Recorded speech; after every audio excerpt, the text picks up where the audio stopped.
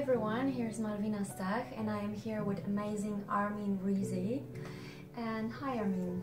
Hello. Really nice that you agreed for this little interview. I would like to ask you a little bit about lucid dreaming, because I know you have a great knowledge about this in Egypt and different cultures maybe as well.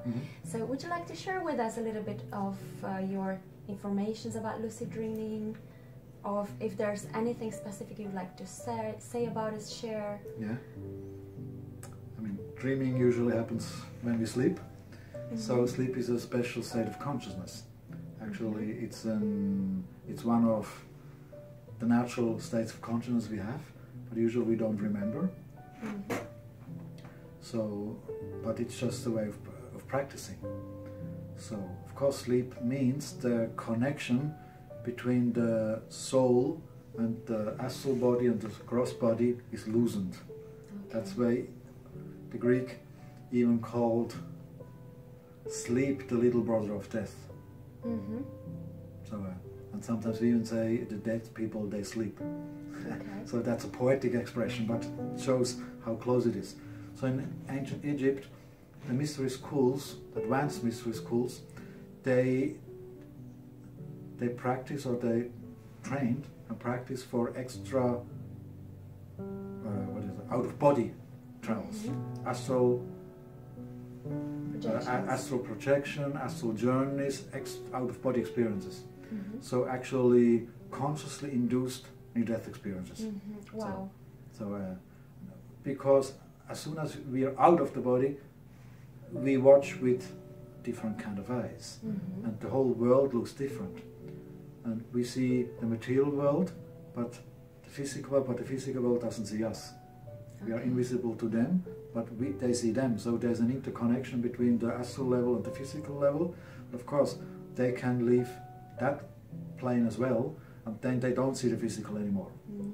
For example, there's this famous book of Ibn Alexander, Proof of Heaven. In his near-death experience, he was immediately on a level away from the body. He never saw his own body. He immediately found himself in the astral plane of the earth, which was not that nice, but then he immediately progressed.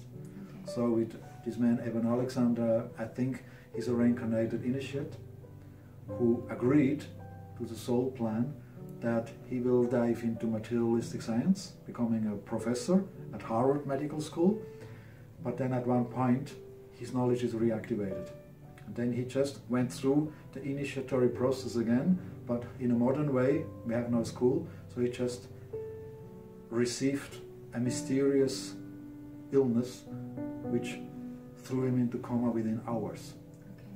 So this is the high level. Only the initiates did that, but the initiates, they had also, like the priests, they had an intention also to help other people and to give other people a kind of similar experience. So there's the temple sleep. So even in the temple nowadays in Egypt, we find parts in Luxor, Karnak. These were monasteries, in a sense, not monasteries, but they were mystery schools. So the initiates were living there, and they have compartments where even where nowadays people speculate, but I think it's true, that these were guest rooms. So people could go into the sacred geometry place and sleep there.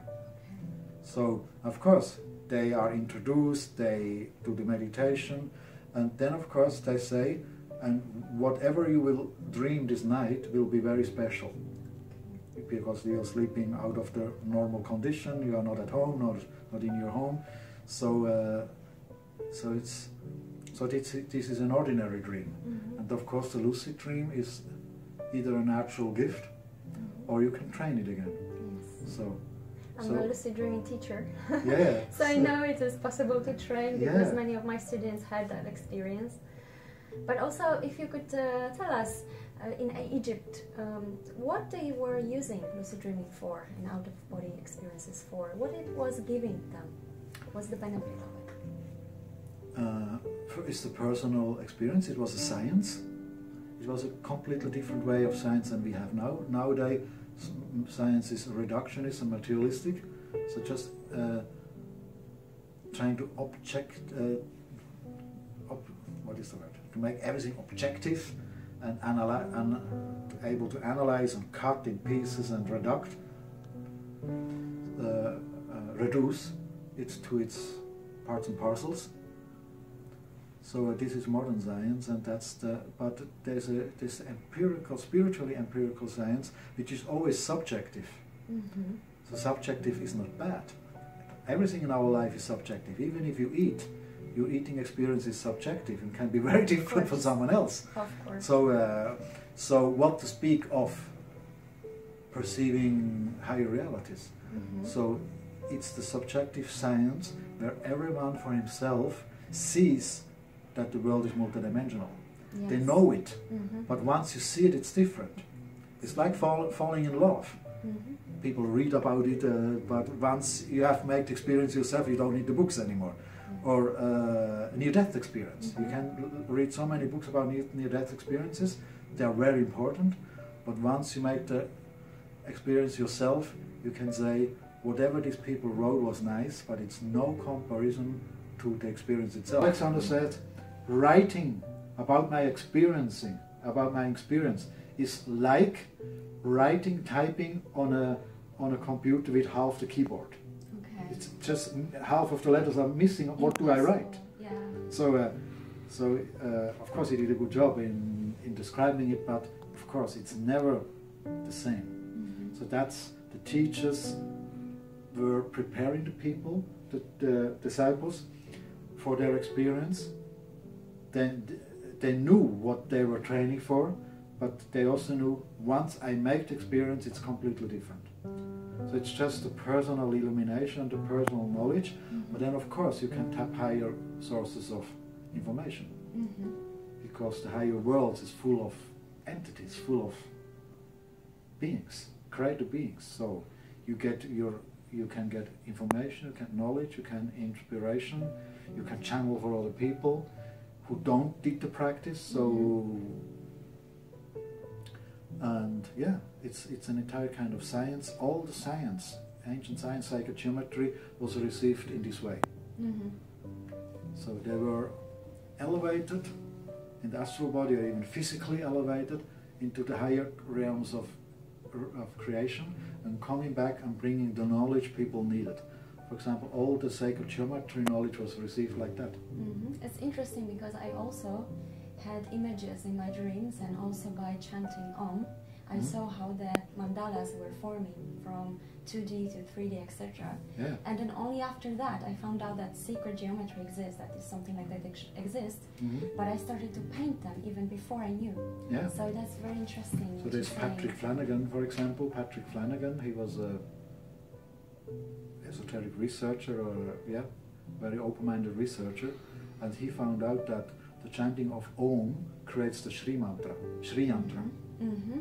Something like that I saw in my dream. Yeah. It was lucid So dream. it was so he could reproduce it mechanically with the Om, and it's exactly what the Indians painted and designed, but without the machinery.